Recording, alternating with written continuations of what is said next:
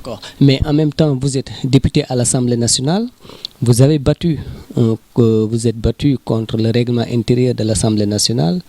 Euh, Qu'est-ce qui vous a motivé dans ce combat et qu'en est-il aujourd'hui, au jour d'aujourd'hui?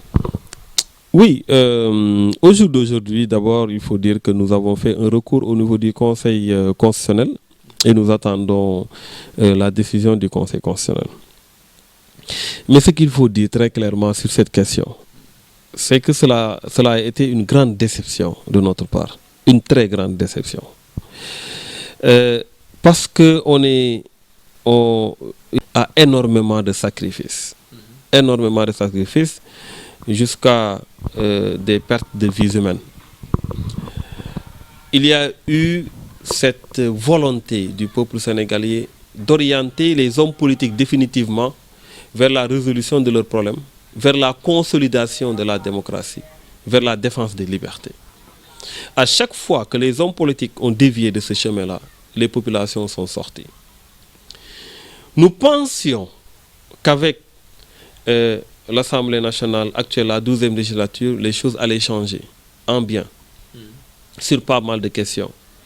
Que nous n'allions plus être dans des procédures où il faut combattre des lois scélérates, où il faut combattre des comportements anti-républicains, etc., etc. Donc ça a été une déception. Après avoir fait plusieurs séminaires pour mettre en place un règlement intérieur digne d'une Assemblée nationale respectable, après avoir cogité et énormément discuté sur certaines réformes à mettre en œuvre, que l'on retrouve dans nos casiers une réforme scélérate du règlement intérieur de l'Assemblée nationale qui, en définitive, n'a qu'un seul objectif, de satisfaire à des intérêts politiques, de suivre une orientation politicienne, disons même de satisfaire à des comptes rendus de réunions politiques. Ce qui est dommage, parce que l'Assemblée nationale n'appartient pas à un parti politique. L'Assemblée nationale est la représentation populaire. Nous devons être là pour les intérêts des populations, pour défendre les intérêts du peuple sénégalais. Ce que nous avons constaté à travers cette proposition de loi est que véritablement des députés ont décidé de mettre de côté les aspirations des populations et de se pencher très sérieusement vers la satisfaction d'intérêts partisans, de satisfaire le président de la République. Ce qui a été inacceptable et que nous avons combattu avec d'autres députés. Parce que nous considérons qu'il s'est agi d'abord de revenir sur des acquis démocratiques. Il s'est agi également de confisquer des libertés. Pour ce qui est des acquis démocratiques, d'abord, il y a eu en 2002 une volonté du régime libéral en place de tout faire pour qu'il y ait des groupes parlementaires à l'Assemblée nationale. Le nombre de députés était à 15, ça a été réduit à 10 députés. Il y a eu une avancée démocratique parce que l'esprit de cette décision, c'était de créer une pluralité au niveau de l'Assemblée nationale. De faire en sorte qu'il y ait plusieurs groupes parlementaires qui puissent véritablement animer le débat parlementaire. En 2007, il y a eu une élection législative, ça a été maintenu. En 2012, il y a eu une élection législative, ça a été maintenu. Et on a attendu jusqu'en 2015 pour revenir sur un acquis démocratique, rien que pour mener un combat politique contre des adversaires politiques. Ce qui est inadmissible dans un État comme le Sénégal, qui est réputé être une vitrine de la démocratie en Afrique. Au moment où dans beaucoup de pays on facilite la constitution de groupes parlementaires, j'ai donné plusieurs exemples, c'est notamment le cas en Côte d'Ivoire où il faut 8 députés sur 255 députés pour constituer un groupe parlementaire. C'est le cas en France même où il faut 15 députés sur 577 députés pour un groupe parlementaire. Donc c'est un recul démocratique inacceptable. L'autre aspect, c'est la confiscation des libertés. On dit, si vous quittez un groupe parlementaire, vous ne pouvez plus entrer dans un autre groupe parlementaire. Vous devenez non inscrit. C'est pour limiter aussi les chaises musicales qui se passent au niveau de l'Assemblée nationale, de ce qui se passe déjà en dehors de l'Assemblée nationale, qu'on appelle voilà, la transhumance politique. Est-ce que ce même système-là ne doit pas être combattu même au sein de l'Assemblée nationale? Non, il ne s'agit pas de transhumance.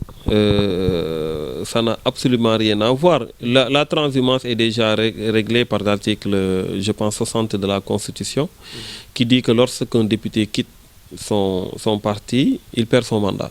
Donc c'est déjà réglé, même si beaucoup pensent que cet article est liberticide, parce que le député doit avoir la possibilité, ou en tout cas un homme d'une manière générale ou une femme doit avoir la possibilité de choisir son parti. Mais cette question est déjà réglée. Ce dont il s'agit aujourd'hui, c'est de régler un problème politique.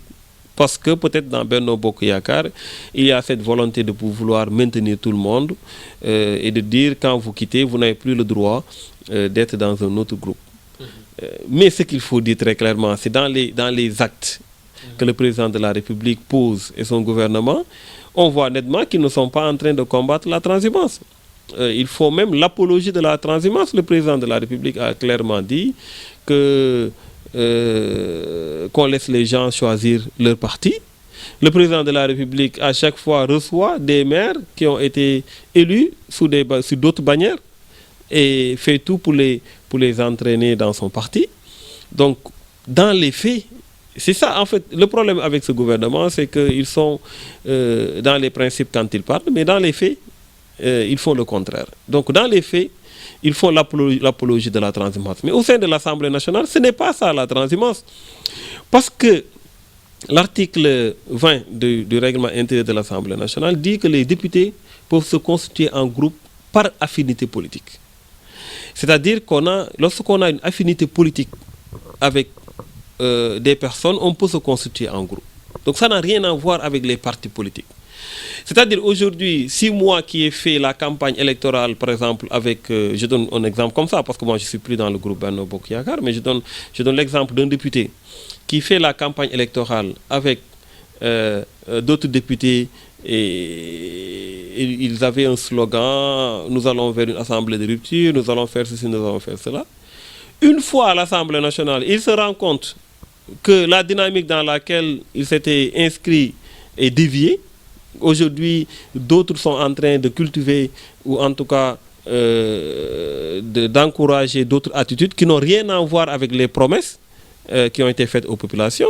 Mais cette personne-là n'a plus d'affinité politique avec ceux avec qui il avait fait campagne. Donc il a le droit de pouvoir choisir un autre groupe parlementaire, de dire je ne me vois plus dans ça, vous avez parlé de rupture avant d'être élu, aujourd'hui vous êtes élu, vous n'êtes pas dans la rupture.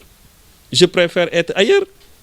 Mais on lui dit non, tu n'as pas le droit d'être ailleurs. On confisque sa liberté. Et le député qui n'a jamais été dans ce groupe, qui n'a jamais fait campagne, qui n'a pas été dans cette liste-là, par exemple dans Benno Bokk Yakaar, il y a des députés qui ont rejoint après l'élection.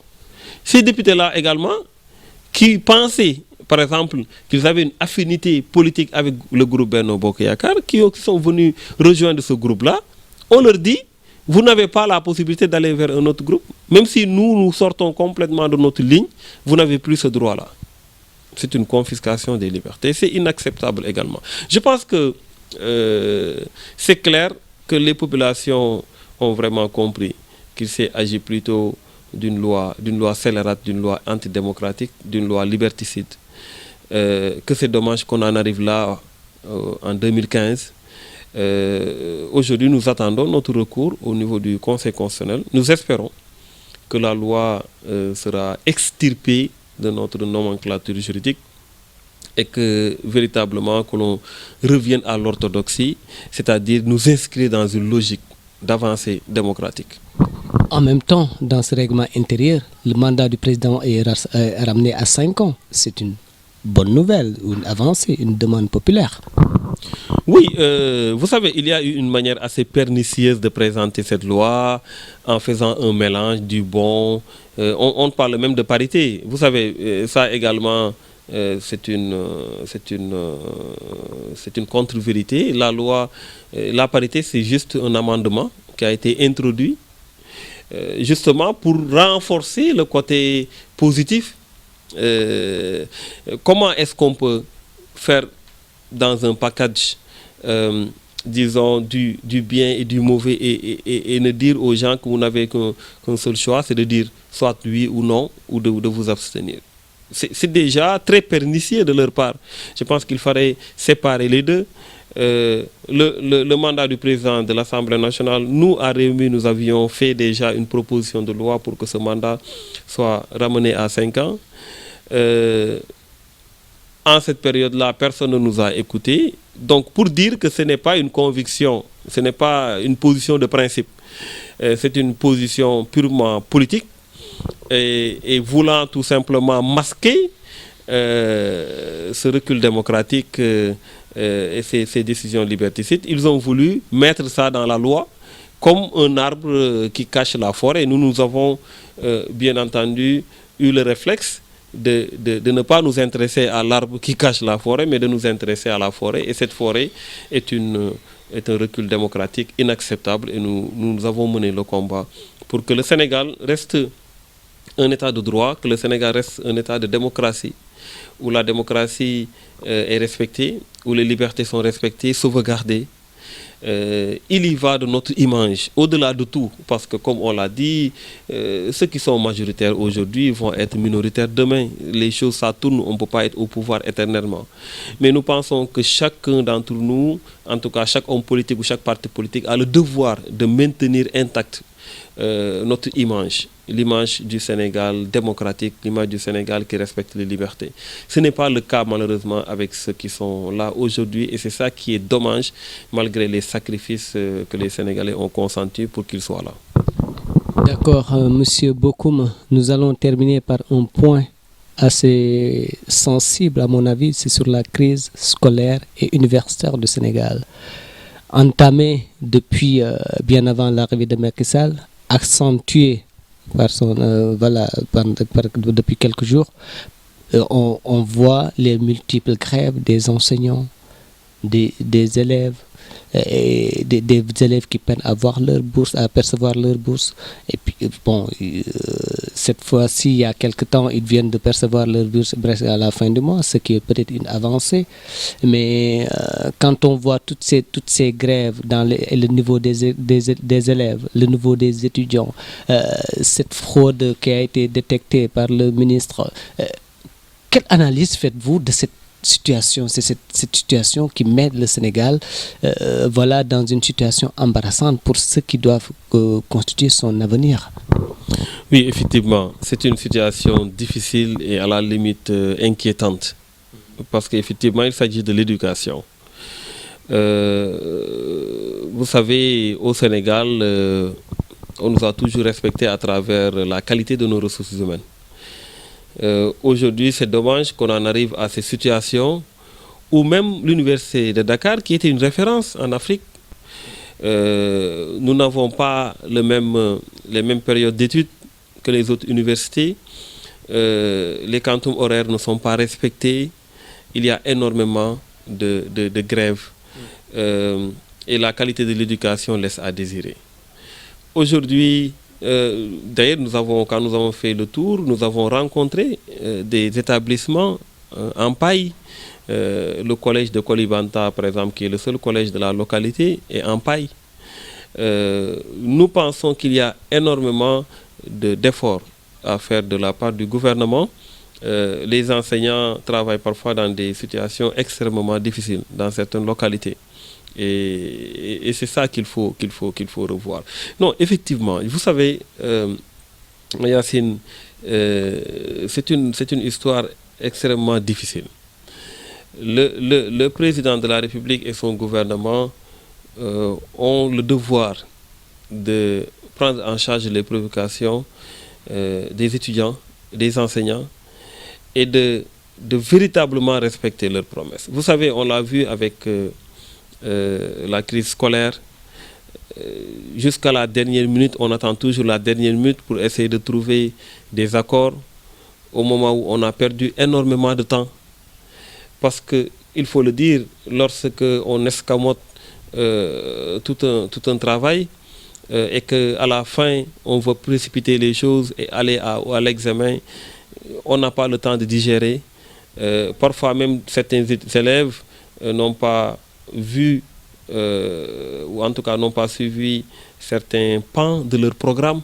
Ce qui fait que par rapport à certains sujets, ils n'ont pas la possibilité de donner satisfaction. Pour ce qui est de la crise universitaire, pareil, on a vu effectivement qu'il y a des retards pour les bourses.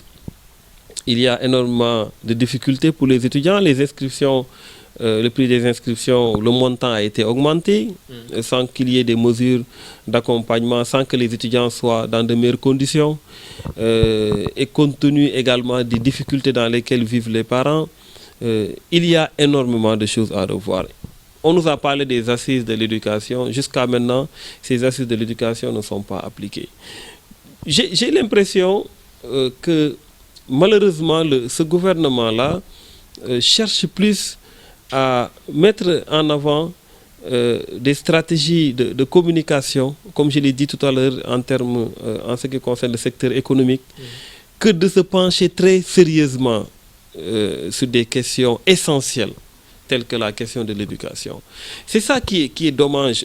On se glorifie, oui, on a sauvé l'année. Mais comment on peut parler de sauver l'année quand véritablement les élèves n'ont presque pas appris? Quand durant toute l'année scolaire, il y a eu des grèves. Et quand on ne respecte pas également ses engagements. Mais il y a aussi une responsabilité des syndicats. On ne peut pas tout reprocher à l'État. Non, ce qu'il faut dire très clairement, c'est que aujourd'hui, quand on parle de discussion, il faut bien entendu que de part et d'autre qu'il y ait des concessions. Mais quand on parle d'engagement, quand le gouvernement dit « je ferai ça », je vous donnerai ça. Mais ça, c'est un acquis, ça fait plus partie des discussions. Le problème qu'on a constaté, parce que nous avons reçu l'intersyndical, nous avons été dans ces discussions-là, nous avons à un moment donné véritablement recueilli énormément d'informations. Quand à chaque année, il faut revenir sur des engagements et en faire des points de discussion, ça pose problème. Un engagement déjà pris, c'est un acquis. On n'en parle pas. Les discussions doivent s'accentuer sur d'autres aspects, mais on ne peut pas à chaque année revenir sur des engagements et en faire des points de discussion sur la table. Ce n'est pas crédible pour un gouvernement. Je pense fondamentalement, il faudrait que de part et d'autre, que l'on sache que c'est un secteur extrêmement important, le secteur de l'éducation. Qu'aujourd'hui, le Sénégal a besoin qu'on ait une éducation performante. Le Sénégal en a besoin parce que dans nos concurrences avec les autres États, nous devons normalement être privilégiés par les ressources humaines. Parce que c'est une réputation que nous avons toujours eue. On ne peut pas concurrencer avec les autres du point de vue des ressources peut-être minérales, etc. On en a, c'est vrai. Mais aujourd'hui, nous devons maintenir ce cap-là. Faire en sorte qu'il y ait des produits de qualité de l'éducation, que les étudiants puissent être bien formés, que l'on s'oriente sur les conditions de travail des étudiants et des enseignants également. On a visité l'université, mais si on vous montre certaines choses, on est entré dans des laboratoires, mais franchement, ce n'est pas digne d'une université. Je pense qu'on doit effectivement oublier un peu le volet communicationnel du gouvernement, voulant faire croire que tout est rose et s'orienter sérieusement vers la satisfaction des préoccupations des populations. Et pour ce qui est de l'éducation, véritablement faire en sorte que le Sénégal puisse avoir une éducation de qualité. On a fait les assises de l'éducation, je l'ai dit tout à l'heure, qu'on les exploite.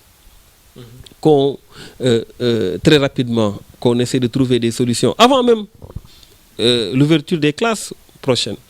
Parce qu'on ne peut pas attendre l'ouverture des classes, vouloir tout simplement mener des discussions et attendre jusqu'à la fin pour dire oui, on a trouvé un accord et après encore reprendre la même stratégie.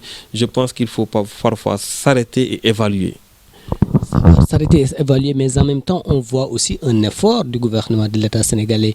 Macky Sall vient d'inaugurer de nouveaux bâtiments pour les chambres universitaires. Ça veut dire qu'aussi il y a une volonté. On voit des universités qui vont se créer en dehors de Dakar. Il y a une volonté de l'État, mais en même temps, est-ce qu'on doit mieux privilégier aussi que ce comportement des syndicats et des élèves à plus de discipline, à œuvrer dans le sens pour sauver les années scolaires sénégalaises, parce que des fois, à un moment donné, on a besoin d'une certaine discipline, je dirais, de part et d'autre pour aller de l'avant. Oui, donc ça, on est complètement en phase sur ça. Mais vous savez, moi je ne mets jamais l'accent sur les conséquences. Je préfère que l'on mette l'accent sur les causes de tout ça. Je préfère que l'on cherche à trouver des solutions. C'est important. Lorsque sur une question donnée, il y a une réaction de telle ou telle personne, si on se met dans la logique de résoudre la question, il y aura plus de réaction. C'est ça en fait la vérité. Si aujourd'hui on résout le problème des bourses, il y aura plus d'étudiants qui vont sortir pour s'attaquer à des bus, ce qui est condamnable. Tout le monde peut condamner ça, mais on ne peut pas s'éterniser sur les conséquences. Il faut qu'on creuse sur les causes, qu'on essaie de trouver des solutions. Aujourd'hui, je le dis, par rapport à ces efforts du gouvernement, vraiment cette manière de communiquer, encore une fois, ce n'est même pas accepté par les étudiants. Quand on dit qu'on a augmenté le nombre de lits, etc., alors qu'on ne communique pas sur le nombre de pavillons qui ont été détruits. Il y a des pavillons qui ont été détruits à l'Assemblée nationale. Qu'est-ce que je dis? À l'université. Parce que ce n'était plus conforme à des normes de sécurité. Quand on détruit des pavillons, ça veut dire qu'on détruit des lits. Si on en crée d'autres, il faut maintenant faire la différence entre ce qu'on a détruit et ce qu'on a créé pour voir le surplus. C'est ça qui est honnête. C'est ça qui est honnête, en fait. Mais les étudiants savent ce qui s'est passé, savent ce qui se passe. Donc finalement, on communique pour qui? On communique pour les étudiants. Si on communique pour les étudiants, on n'a qu'à dire la vérité. Si c'est pour communiquer pour les autres, pour la population comme ça, on est dans la politique politicienne. Je pense que les résultats doivent être sentis par les étudiants. Si on travaille pour les étudiants au niveau de l'université, les résultats doivent être sentis par les étudiants. Mais pas tout simplement vouloir communiquer pour communiquer. Ensuite, l'autre aspect sur lequel moi je ne m'éternise jamais, c'est, vous savez, un État ne peut pas ne rien faire. Parce qu'un État, on met à la disposition de l'exécutif chaque année un budget de plusieurs milliards. Et ce budget-là est alimenté par tes fonds, toi, à travers tes impôts, ou par les fonds d'autres personnes, etc., etc. Donc, un État ne peut pas ne rien faire. Si on construit un hôpital, si on construit une école, etc., bien, l'argent, on ne peut pas prendre l'argent et le mettre quelque part. Il faut qu'on investisse. Le problème, ce n'est pas ça. Le problème, c'est de pouvoir identifier les secteurs clés. C'est ça, d'avoir une politique cohérente, avoir des politiques publiques cohérentes. C'est ça, c'est là où nous mettons l'accent. Nous ne parlons pas des anecdotes ou un bilan embryonnaire ou partiel ou parcellaire. Non, on veut l'on décline une politique cohérente sur véritablement les investissements. Aujourd'hui, ce qui est le plus important, c'est qu'on nous parle de la hiérarchie des priorités. Est-ce que c'est convenable d'avoir un centre à 60 milliards alors qu'il y a des localités où il n'y a pas d'eau, où on boit de l'eau du marigot? Voilà, par exemple, c'est une question assez simple. Donc, nous ne sommes pas dans une logique de nihilisme. On ne peut pas dire à un État, tu n'as rien fait. Non, ça, c'est pas possible. Mais qu'on ne mette pas l'accent sur des réalisations normales. Ce n'est pas un mérite de dire que parce que quand la population augmente, mais une université ne peut pas suffire. Il faut en créer d'autres. Et il y a des fonds pour ça. Il y a les partenaires extérieurs qui nous aident pour ça. Il y a les fonds qui découlent de nos recettes fiscales, parafiscales, etc. Donc il y a de l'existant. Maintenant, nous, ce que nous disons très clairement, ce n'est pas qu'on mette l'accent sur vous m'avez donné, j'ai dépensé là où j'ai. C'est comme vous demandez à votre bonne, à qui vous avez donné votre dépense, qui vous fait le résultat, le bilan. Oui, j'ai acheté des haricots, j'ai acheté ceci, j'ai acheté cela. On ne peut pas la féliciter pour ça quand même. Non, je pense que c'est dans la cuisson. Quand la bonne va te présenter un plat, voilà, on pourra dire ah, ça c'est très bien. C'est là où on attend le gouvernement. C'est que, en perspective, qu'on puisse pointer du doigt un Sénégal où l'espoir est permis. En perspective, qu'on puisse dire avec pas avoir ça demain. Mais qu'on ne soit pas dans des calculs d'épicier pour dire j'ai mis là 1 milliard, j'ai mis là 2 milliards, on fait le cumul, etc. Non, dans ce cas, ils n'ont qu'à communiquer sur le nombre de milliards qu'ils reçoivent des Sénégalais et des partenaires. Ça justifie largement leur investissement.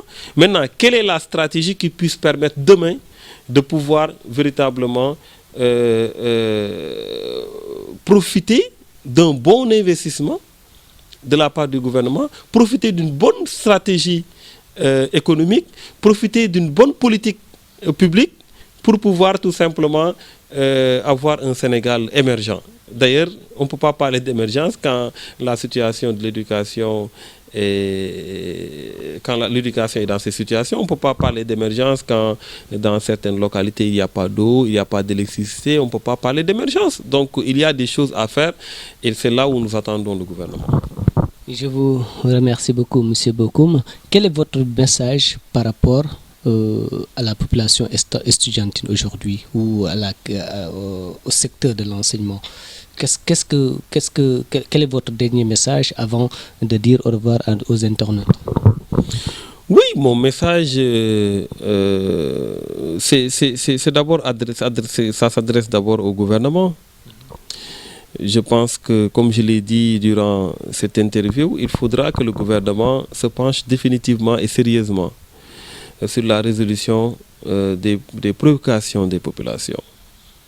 Vous savez, la situation scolaire et universitaire, c'est une situation parmi d'autres qu'il faut régler. Et je pense que quand on a la responsabilité de régler ces problèmes-là, il faut très rapidement s'y pencher et le faire d'une manière sérieuse et définitive. Et ne pas tout simplement croire qu'à travers des sorties médiatiques, on peut cacher sa carence ou on peut cacher certains aspects. En tout cas, nous sommes au regret de constater que c'est le cas tout le temps et qu'à chaque fois, on cherche des boucs émissaires, on cherche à trouver des justifications. L'autre message, c'est bien entendu adressé à nos frères et sœurs étudiants. Nous pensons que les choses peuvent se régler sans violence. Parce que la violence ne règle rien du tout. Le président de la République est une institution. Les bus, ce sont nos bus, etc. Je pense qu'il faut avoir d'autres méthodes de combat, parce que même si le combat est légitime, mais d'autres méthodes qui puissent véritablement épargner certaines institutions ou certains aspects. Et je pense également qu'aujourd'hui, les différents acteurs doivent être convoqués autour d'une table, à défaut d'exploiter les assises déjà qui sont déjà disponibles, de convier les acteurs sur une table et de discuter pour qu'on ait un enseignement de qualité, pour que le Sénégal véritablement puisse retrouver son image d'antan, l'image d'un Sénégal de justice, un Sénégal de paix, un Sénégal où l'enseignement est valorisé, un Sénégal où l'éducation est véritablement respectée, un Sénégal de dignité. Et je pense que c'est important. Maintenant, les aspects économiques, il faudra bien entendu que le gouvernement se penche dessus, mais il faudra également sur ce plan que l'on travaille davantage à sortir le pays de ces situations, mais au moins pour nos acquis, les acquis démocratiques, les acquis concernant les défenses des libertés, la sauvegarde des libertés, l'éducation, etc., que ces acquis-là soient sauvegardés. Exactement. Que ces acquis soient sauvegardés.